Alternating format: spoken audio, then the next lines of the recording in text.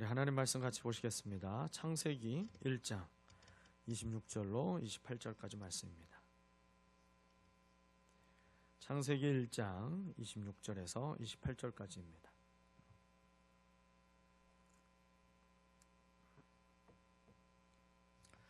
네, 우리 말씀이 길지 않으니까요. 같이 한 목소리로 말씀을 같이 봉독하도록 하겠습니다. 하나님이 말씀하시기를 우리가 우리의 형상을 따라서 우리의 모양대로 사람을 만들자. 그리고 그가 바다의 고기와 공중의 새와 땅 위에 사는 온갖 들짐승과 땅 위를 기어다니는 모든 길짐승을 다스리게 하자 하시고, 하나님이 당신의 형상대로 사람을 창조하셨으니 곧 하나님의 형상대로 사람을 창조하셨다. 하나님이 그들을 남자와 여자로 창조하셨다. 하나님이 그들에게 복을 베푸셨다. 하나님이 그들에게 말씀하시기를 생육하고 번성하여 땅에 충만하여라. 땅을 정복하여라. 바다의 고기와 공중의 새와 땅 위에서 살아 움직이는 모든 생물을 다스려라 하셨다. 아멘.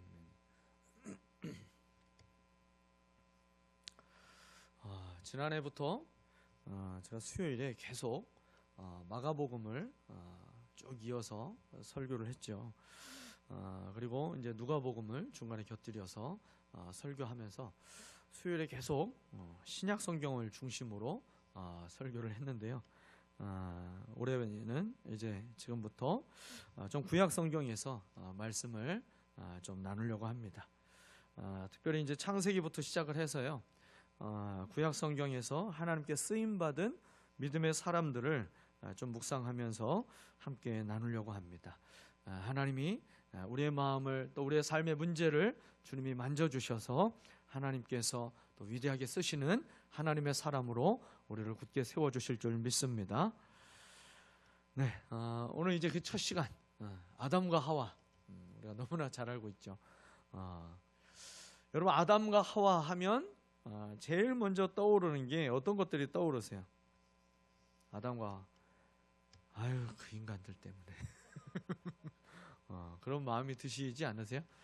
아담과 하와 하면 제일 먼저 어떤 이미지들이 떠오를까? 아마 설문조사를 해보지 않았어도 대부분 그들이 행했던 이 죄악을 먼저 떠올리는 분들이 많을 거예요.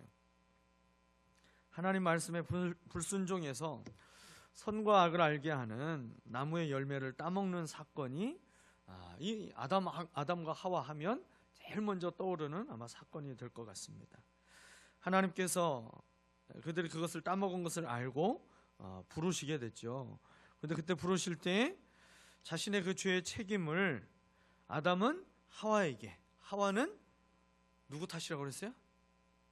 뱀, 뱀에게 떠넘기는 모습을 우리가 성경을 통해서 봤죠. 그래서요, 이 아담과 하와 하면 참 무책임하고 또 변명이 많은 사람들로 그렇게 이해할 수 있어요. 결국 어떻게 됩니까? 에덴 동산에서 쫓겨난 아주 비참한 사람들로 기억되죠. 그러니까 아담과 하와 하면 그 이미지는요, 대부분 범죄한 이후, 범죄 이후의 이미지가 거의 대부분 크게 각인돼 있어서 그걸 기억하게 되죠. 그런데요, 사실 이 아담과 하와는 이런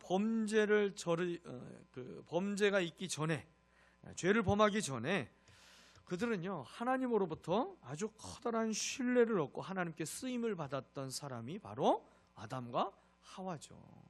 그래서요, 인류 최초로 하나님께 쓰임 받은, 그것도요, 이 세상 그 누구도 아담과 하와처럼 쓰임 받은 사람이 없어요. 그 이유를 잠시 후에 공개합니다. 아담과 하와에게만 하나님께서 맡겨주신 특별한 사명이 있었다라는 것이죠. 하나님은 아담과 하와를 온 세상 만물을 창조하시고 난 다음에 이제 그 모든 것을 다스리고 관리하는 일에 저들을 귀하게 쓰시기를 원하셨습니다. 바로 아담과 이 하와는요, 하나님께 쓰임 받기 위해서 하나님께서 저들을 창조하셨다라는 사실이죠. 구체적으로 하나님께 어떻게 쓰임을 받았는지 오늘 말씀에서 우리가 볼 수 있는데요. 특별히 창세기 2장 19절 말씀을 보게 되면 하나님이 이 아담과 하와를, 특별히 아담을 하나님이 어떻게 쓰셨는지 보여주는데요. 첫 번째로 하나님의 창조 사역에 동참하도록 하나님이 저들을 쓰셨다라는 거예요. 특별히 아담을 하나님께서 그렇게 쓰셨다라는 겁니다. 여러분, 인류 가운데 하나님의 창조 사역에 동참해서 하나님께 쓰임받은 사람이 있을까요? 아담 외에는 없습니다. 창세기 2장 19절이죠. 주 하나님이 들의 모든 짐승과 공중의 모든 새를 흙으로 빚어서 만드시고 그 사람에게로 이끌고 오셔서 그 사람이 그것들을 무엇이라 하는지를 보셨다. 그 사람이 살아있는 동물 하나하나를 이르는 것이 그대로 동물들의 이름이 되었다. 그랬어요. 하나님은 흙으로 각종 들짐승과 그리고 공중의 각종 새들을 지으신 이후에 그것들의 이름을 하나님이 직접 짓지 않으셨어요. 아담에게 짓도록 했습니다. 아담에게. 근데 말씀을 자세히 보면요, 이 이름을 짓도록 하나님께서 아담에게 일을 맡기신 것이 아니었어요. 그냥 아담이요, 그에게 오고 있는 동물들의 모습을 보면서 얘는 목이 엄청 기네, 목이 기네. 그래서 기린으로 그가 이름을 붙이게 되는 것이고, 여러 가지 동물들의 그들의 모습과 또 특징적인 부분들을 가지고 이 동물들의 이름을 지었다라는 거죠. 근데요, 아담이 시키지도 않았는데 아담이 그가 자신에게 있는 특별한 재능을 가지고 동물들의 이름을 짓는 것을 하나님이 옆에서 쭉 보고요, 요거 봐라, 아주 신통방통하네, 어떻게 이름을 이렇게 기가 막히게 잘 짓지? 하나님이 그걸 보신 거예요. 그래서 모든 짐승과 새를 다 아담 앞으로 다 끌어오시잖아요, 하나님이. 그래서 아담이 부르는 대로 다 그 동물들의 이름이 되었다, 성경이 말씀하고 있어요. 여러분, 이걸 볼 때 하나님께서 아담을 얼마나 많이 신뢰하셨는지 우리는 알 수가 있어요. 성경에 그런 은사는 나오고 있지 않죠. 장명의 은사 뭐 이런 건 없죠. 여러분, 우리 주변에도 보면 장명소가 있어요. 장명소. 어제 이제 계엄 예배를 가는데 가는 길에 장명소가 있었어요. 이름을 짓는 곳. 그랬더니 제 아내가 보고 요즘 시대에도 장명소가 있네 그러면서 이제 다 그걸 보게 됐는데요. 여러분, 이름을 짓는 것이 만약에 은사라고 한다면 이 아담에게는 정말 그 은사가 탁월하게 있던 사람이었죠. 그런데 그 재능을요, 하나님이 크게 인정해 주셨어요. 근데요, 재능이 있다고 무조건 그런 일들을 맡기게 될까요? 그렇지 않죠. 믿을 수 있는 사람이 먼저이고요, 재능은 항상 그 다음인 거예요. 아무리 재능이 좋은 사람이 있어도 믿을 만한 사람이 아니면 여러분, 우리는 누구에게 무언가를 맡기지 않습니다. 여러분, 생각해 보세요. 자녀를 낳았을 때 여러분 이름을 누가 지었어요? 여러분의 자녀의 이름을 누가 지었어요? 어떤 사람은 부모가 직접 지은 분도 있겠죠. 그런데요, 대부분은 내가 참 존경하고 신뢰하는 사람에게 이름을 지어주기를 부탁을 하고요, 그게 아니면 부모님에게 이름을 지어달라고 부탁을 하게 되잖아요. 저도 서울에서 사역할 때 제가 가르쳤던 제자훈련반에 그 반에 총무인 여집사님이 있었어요. 그 집사님이 셋째를 낳았어요. 제자훈련을 하는 동안에 배가 점점 불러오면서 제자훈련을 2년 넘게 하거든요. 그 2년 사이에 별일이 다 있는 거죠. 애가 생기고 애가 출산하는 그 모든 과정이 전부 제자훈련하는 기간 동안에 다 일어난 거예요. 그래서 셋째를 이제 출산을 했습니다. 근데 이 아이가 이제 뱃속에서 자라고 있을 때 저한테 이름을 지어달라고 저에게 부탁을 하더라고요. 저는 처음에 농담인 줄 알았는데 나중에 그게 진담이었더라고요.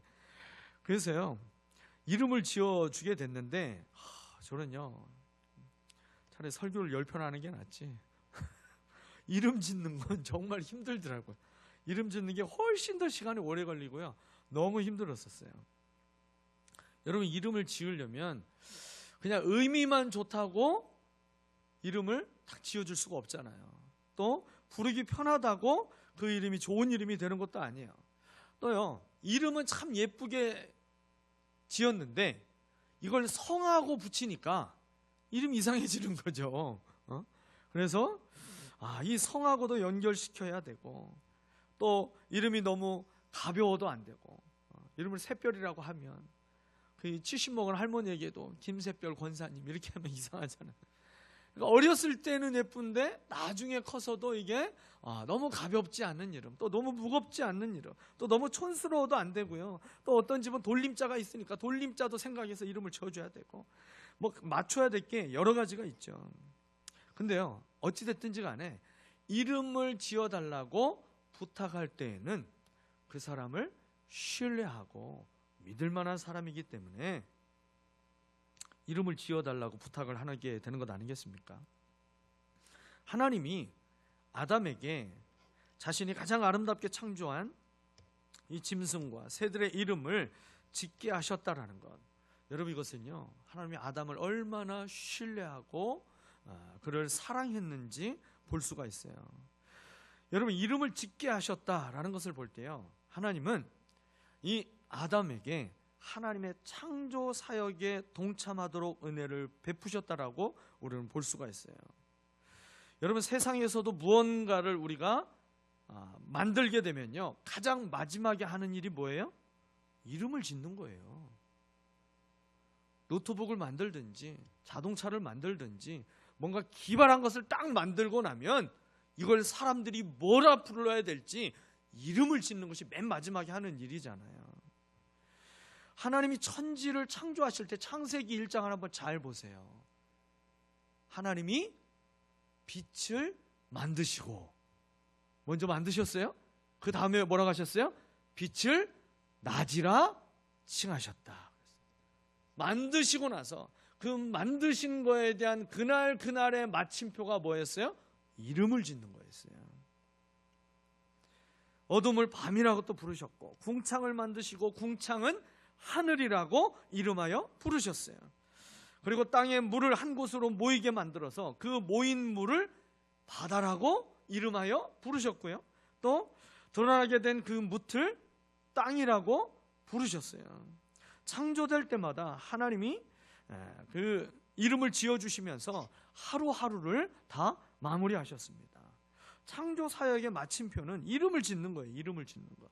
여러분 이 위대한 창조 사역에 하나님은 아담을 참여시켜 주셨다라는 것, 여러분 굉장히 의미 있는 일이에요. 그렇다면 다른 피조물과 사람이 무엇이 다르기 때문에 이런 특별한 일에 하나님의 아담을 쓰시게 됐을까요? 여러분 짐승이나 또 새나 사람 모두가 다 공통점이 있어요. 재료가 같다라는 겁니다. 재료가 다 흙으로 만들었어요. 그래서 모두 동일하게 죽으면 흙에서 왔기 때문에 다 흙으로 돌아가는 것입니다. 그렇다면 다른 동물과 사람의 차이가 나는 것이 정말 무엇 때문에 그렇게 차이가 나게 되는 존재로 여길 수 있을까? 오늘 본문에서 두 가지를 발견하게 됩니다. 하나는 하나님의 형상을 따라 하나님의 모양대로 만드셨다라는 것. 디자인이 다르다라는 거죠. 하나님의 형상, 하나님의 모양을 따라서 우리를 만드셨다라는 것이고, 또 하나는요, 존재의 이유가 사명에 있다라는 거예요. 존재의 이유가 그저 존재 자체에 있는 것이 아니라 사명에 그 존재의 이유가 있다라는 것이에요. 여러분 먼저 하나님의 형상대로 사람이 창조되었다는 사실, 이것을 성경은 말씀하고 있죠. 창세기를 기록했을 당시 이 고대 근동 국가에서는요, 형상이라는 단어를 많이 사용했어요. 그리고 실제 왕들의 형상이 이 고대 문헌이나 또 고고학 발굴을 하게 되면 그 당시 그 지역을 다스리고 있던 왕의 형상들이 곳곳에서 발견됩니다. 특히 고대 이집트나 이 바벨론 왕이 자신이 통치하는 넓은 영토를 저들이 일일이 다 순방을 할 수가 없는 상황이기 때문에 통치하는 나라의 그 국경에다가 그 왕의 형상을 세웠어요. 그럼 무슨 뜻이 되겠어요? 이 형상이 보이는 이곳부터 이 땅은 전부 이 형상의 주인이 되는, 이 형상의 본 모습을 가지고 있는 그 왕이 이곳을 다스리고 있는 지역이다. 이걸 보여주는 거예요. 이거를. 이러한 배경을 우리가 이해하고 오늘 성경에서 우리의 형상대로 우리의 모양을 따라서 그렇게 말씀했죠. 우리의 형상이라고 하는 이 단어를 보게 되면 여러분 그 의미가 좀 더 선명하게 되는 거예요. 즉 하나님께서 아담과 하와를 통해서요, 이 세상이 하나님이 통치하시는 세상임을 모든 만물이 보고 알 수 있도록 하나님의 형상으로 우리를 창조하셨다라는 것이죠. 이 사실을 통해서 오늘 저와 여러분에게 주시는 메시지가 뭐가 되겠습니까? 하나님의 형상으로 우리를 창조하신 이유 두 가지로 볼 수 있어요. 첫째는요, 우리가 하나님의 소유된 백성이라는 것을 세상에게 보여주기 위함이에요. 얘는 내 거야. 함부로 건들면 안 돼.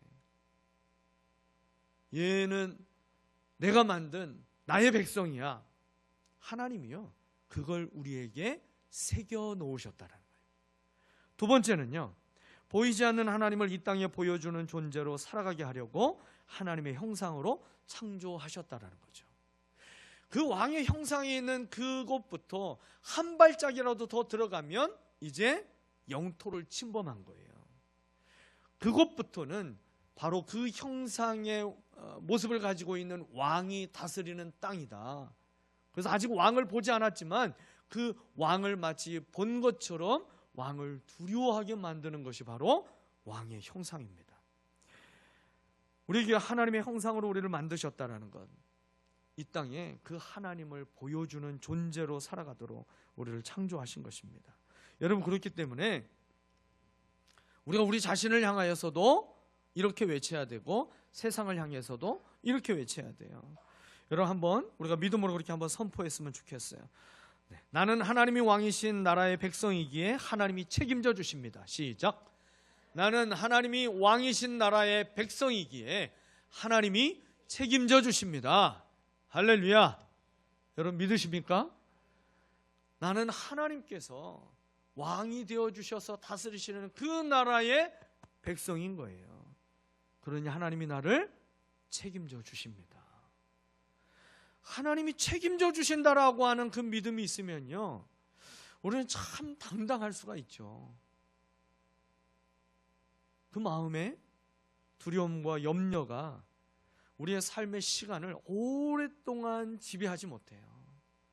하나님이 나를 책임져 주신다라고 하는 그 믿음이 있기 때문에 여러분, 세상에 그 어떤 두려움과 어려운 문제를 만난다 할지라도 우리를 그 문제에 쌓이지 않고 하나님을 바라보며 모든 문제를 뛰어넘을 수 있는 하나님의 권능의 역사를 보게 하실 줄 믿습니다. 여러분, 우리가 하나님 나라의 백성이기 때문에 하나님이 책임져 주세요. 그렇기 때문에 마귀가 함부로 할 수 없는 존재가 저와 여러분입니다. 죄로 인해 하나님의 형상을 잃어버린 존재였지만 예수 그리스도를 통해서 하나님의 자녀가 되고요, 하나님의 영, 성령이 우리 안에 계시면 우리는 하나님의 형상이 회복된 존재가 되는 것입니다. 하나님이 왕이 되어 주셔서 그분의 통치와 그분이 보호해 주시고 그분이 공급하심으로 우리가 살아가게 되는 존재가 바로 예수 그리스도 안에서 구원받은 저와 여러분이라는 사실을 믿으시기를 바랍니다. 그렇기 때문에 우리가 살아가는 이유와 목적은 분명한 거예요. 살아계신 하나님이 여전히 이 땅을 다스리시는 만왕의 왕이시고 그분이 모든 만물을 창조하신 창조주이심을 선포하며 살아가야 되는 것입니다. 또 성령께서 나를 변화시켜 주셔서 새롭게 된 삶과 하나님을 닮은 성품으로 우리가 세상을 섬기면서 하나님을 보여주는 삶을 살아가야 되는 것입니다. 이제 내일부터 가정의 달이 되잖아요. 가정의 달. 여러분, 가정에서 자녀들이 우리를 보면 하나님의 존재를 인정할 수 있도록 우리는 살아가야 될 것입니다. 남편과 아내가 서로가 서로를 바라볼 때에 하나님을 보여주는 존재로 살아가야 될 것입니다. 또 직장에서 믿지 않는 동료들에게 우리가 하나님의 형상이 되어서요, 그들이 하나님 앞에 나올 수 있도록 우리가 날마다 성령님과 동행하며 살아가야 되는 것이에요. 교회에서 하나님의 형상처럼 보이는데 직장과 가정에서는 또 전혀 그리스도의 향기를 풍기지 못하고 살아간다면 창세기에서 하나님께서 창조하신 그 모든 창조의 기사들을 매일매일 하나님이 보시기에 좋았더라, 보시기에 좋았더라 하시는데 사명을 잃어버린 자로 살아가고 있다면 여러분, 그런 우리를 바라보며 하나님 보시기에 좋았더라 하는 여러분 그 삶이 될 수 있겠습니까? 매일 우리의 삶을 하나님의 형상답게 살아갈 수 있게 되시기를 축복합니다. 내 힘과 의지가 아니라요, 성령님으로 충만하게 되면 하나님의 형상으로 살아가게 될 줄 믿습니다. 이제 마지막으로 나눌 말씀은요, 하나님의 형상으로 지음받은 이 아담과 하와의 구체적인 사명이 무엇이었는가 하는 말씀이에요. 그것이 오늘 본문 28절이죠. 하나님이 그들에게 복을 베푸셨다. 하나님이 그들에게 말씀하시기를 생육하고 번성하여 땅에 충만하여라. 땅을 정복하여라. 바다의 고기와 공중의 새와 땅 위에서 살아 움직이는 모든 생물을 다스려라 하셨다. 생육하고 번성하라고 먼저 명령하셨어요. 그런데요, 사람에게만 주신 명령은 아니에요. 생육하고 번성하라고 한 것은요, 하나님께서 새들과 물고기들에게도 주신 명령입니다. 똑같은 명령이 있어요. 그러니 사람에게만 주신 명령이 아니에요. 사람에게만 주신 명령이 그 뒤에 나오는 거예요. 하나님께서 만드신 아름다운 세상과 이 생명이 있는 것들을 전부 다 정복하고 다스리라고 했어요. 이것이 사람에게만 주신 사명, 명령입니다. 하나님의 뜻대로 정복하고 다스리라고 하는 것, 여러분 이것은요, 다시 말해서 선하게 관리하며 섬기라는 거예요. 선하게 관리하고 섬기라는 것. 정복하라는 말의 원어의 뜻을 보게 되면 땅에 길을 내듯이 그렇게 질서 있게 관리하라는 거예요. 마구잡이로, 이제 우리가 정복하라고 했으니까 마구잡이로 무자비하게 땅을 그렇게 마구 파헤치면서 그렇게 오염시키지 말라라는 거예요. 내 욕심을 위해서 모든 것들을 다 무질서하게 파헤치지 말라는 겁니다. 다스리라는 말의 뜻은요, 왕이 백성들을 의롭게 통치하듯이 또 목자가 양들을 먹이듯이 돌보라는 것이 다스리라는 의미예요. 그러므로 하나님께서 우리를 이 땅에 두신 목적은요, 우리가 살고 있는 이 세상과 모든 생명을 선하게 돌보라는 겁니다.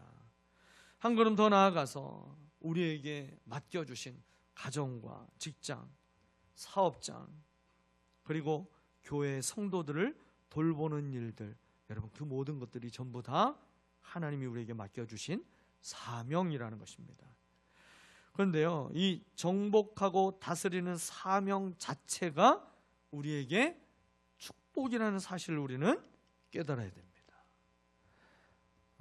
지난 주일에도 말씀을 드렸죠. 일이 없는 것이 행복한 것이 아니라 일이 있는 것이 우리의 존재가 더 행복하게 되는 길이 되는 거예요. 하나님은요, 우리가 행복하길 원하세요.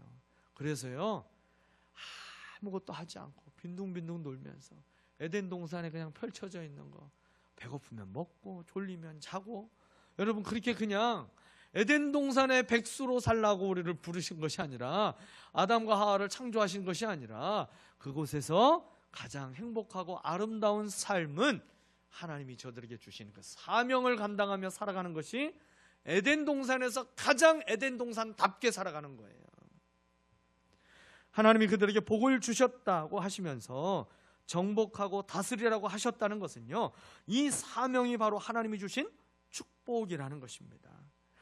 하나님의 나라가 회복되는 것이 우리에게 가장 큰 축복이 되는 것입니다. 하나님의 나라가 회복되는 것. 최고의 축복은 우리가 하나님 나라 천국에 들어가서 영원한 안식을 누리는 것이지만요, 이 땅에서 천국을 경험하게 만드는 길이 이 땅에 하나님의 나라가 임하게 되는 거예요. 그 하나님의 나라가 바로 하나님이 왕이 되어 주셔서 다스리시는 나라잖아요. 하나님의 통치가 임하는 나라. 하나님의 말씀이 법이 되고요, 하나님의 권세 앞에 모든 죄와 악한 것들의 영이 힘을 잃고 엎드리게 되고, 하나님의 사랑과 은혜가 만나는 사람들마다 서로 흘러 넘치는 그 나라가 바로 하나님 나라의 모습입니다. 원수가 없고 미움과 아픔과 상처가 없고 용서와 겸손과 그리고 사랑과 나눔이 있는 곳, 여러분 그곳이 바로 하나님의 나라입니다. 이 하나님의 나라를 만들어 가도록 하나님은 우리를 하나님의 형상으로 지으셨고, 그리고 정복하고 다스리라고 하는 사명을 주신 거예요. 여러분, 우리에게 주신 이 위대한 사명이 하나님의 축복인 것을 믿으시기를 바랍니다.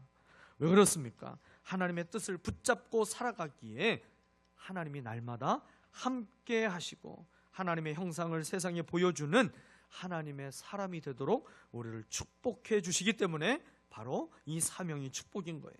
또 사명을 붙잡고 살아갈수록요, 우리가 점점 더 예수님을 닮아가는 사람이 되기 때문에 축복이 되는 것입니다. 또 에덴 동산과 같이요, 하나님이 먹이시고 채우셔서 어떤 순간에도 우리가 자족할 수 있게 되기 때문에 사명을 붙들고 사는 것이 축복입니다. 이제 저와 여러분을 아담과 하와와 같이 쓰시기를 원하시는 그 하나님의 손에 우리의 모습을 있는 모습 그대로 올려놓으시기를 바랍니다.